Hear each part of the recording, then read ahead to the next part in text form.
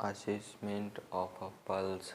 तो यह फर्स्ट है पर्पस प्रोसीजर, ये फर्स्ट है प्रोसीजर। तो सेकेंड प्रोसीजर में आएगा असेसमेंट्स ऑफ अ रेस्पिरेशन। तो सबसे पहले डिफिनेशंस क्या है। तो असेसमेंट ऑफ अ पल्स का definitions: checking pulse rates, rhythms, volumes and etc. for assessing the circulatory status। तो इसमें जो है सो पल्स का रेट, रिदम एंड वॉल्यूम को चेक करेंगे।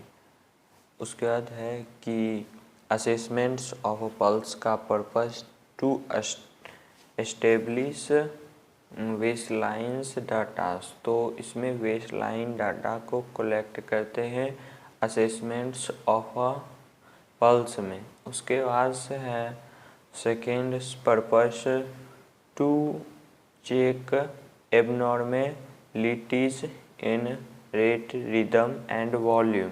तो चेक करेंगे कि एबनॉर्मेलिटीज क्या होगा। उसके बाद है to monitors any change in health status of a patients. तो पेशेंट्स के हेल्थ स्टेटस में कोई चेंजेस आया है उसको चेक करेंगे इसके माध्यम से, असेसमेंट्स ऑफ पल्स के माध्यम से।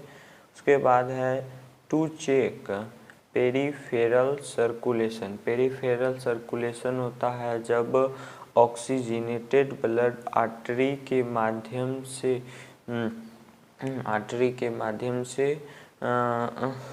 से ब्लड में सप्लाई होता है। उसके बाद से है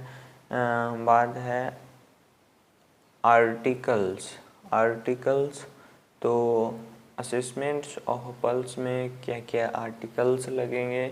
तो wrist watch with second hand. तो एक आपको रिस्ट वॉच लगेगा। उसके बाद से है पेन लगेगा। एंड तीसरा है vital sign charts and follow sheets. तो असेसमेंट्स ऑफ पल्स करने के बाद हम वाइटल साइंस चार्ट पर उसमें उसका वैल्यू लिखेंगे, कितना क्या आया है। उसके बाद से है common sites for checking pulse. तो 1 बाय 1 करके फ़ोटो दिया रहेगा, वो आप देख लेंगे। रेडियल, उसके बाद टेम्पोरल, जो टेम्पोरल बोन में होता है। उसके बाद से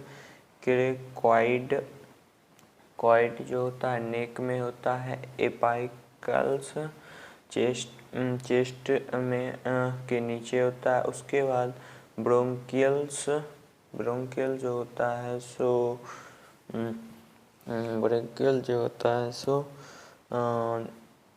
हैंड के ऊपर होता है। उसके बाद से है फीमोरल बोन में होगा। एंड सेकेंड है पॉप्लिटियल बैक ऑफ नी। उसके बाद है posterior tibia and dorsal pedis. तो 1 बाय 1 करके फ़ोटो दिया रहेगा, आप लोग देख सकते हैं। ये इम्पोर्टेंट 2 मार्क्स का रहता है। इम्पोर्टेंट जो 2 मार्क्स का रहता है। उसके आगे normal value and rates of infants and childrens. तो as according to age 1 to 2 years में जो होता है सो सबसे पहले न्यू बॉर्न में 100 to 170 होता है बीट्स पर मिनट। अगर आपको पल्स का बीट्स पूछे तो इसका मतलब यूनिट तो हो जाएगा बीट्स पर मिनट। उसके बाद है 1 ईयर्स। तो 1 ईयर्स में आ जाएगा 80 to 70। उसके बाद 3 ईयर्स 80 to 130। तो इसी तरह धीरे धीरे जिस तरह से एज बढ़ेगा उस तरह से पल्स के रेट में कमी आएगी। नॉर्मल जो होता है 60 टू 100 बीट्स पर मिनट होता है। उसके बाद से प्रोसीजर होगा। सबसे पहले प्रोसीजर करने से पहले तो explain the procedure to the patient. तो पेशेंट के सामने एक्सप्लेन करना है, प्रोसीजर के बारे में बताना है और उनके लेने से पहले। उसके बाद if so allow the patient to rest for 10 minutes. Patient को रेस्ट देना है 10 मिनट के लिए पल्स लेने से पहले। उसके बाद से सेकेंड है सेलेक्ट द पल्स साइट। एक साइट को सिलेक्ट करना है, रेडियल में लेना है, ब्रोंकियल में लेना है, फीमोरल में, किसी एक साइट को सेलेक्ट करना। उसके बाद assist the patients to a comfortable positions. Patient को कंफर्टेबल पोजीशन में रखना है। उसके बाद है पाल्पेट्स एंड चेक पल्स। तो पाल्पेट करना है 3 फिंगर से और उसका पल्स चेक करना है। Place tips of 3 fingers index, medials and ring. 3 finger को टैच करके और ऐसे करके लेंगे। उसके बाद से है after getting the pulse regularly count the pulse for 1 whole minute looking at seconds hands on wristwatch। तो रिस्ट वॉच में 1 मिनट तक रेगुलर काउंट करना है। रेगुलरली काउंट्स पल्स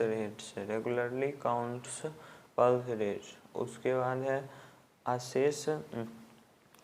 है assess for rates, rhythms and volumes of a pulse and condition of a blood vessel। so उसमें assess करना है rate, rhythm, volumes and conditions of a blood vessel. उसके बाद से last है डॉक्यूमेंटेशन एंड रिपोर्टिंग। तो जो भी होगा सो फॉर्म में फिलअप करेंगे, क्या है प्रोसीजर में कितना वॉल्यूम है और उसमें लिखेंगे पल्स के बारे में। उसके बाद last steps of a hand washing.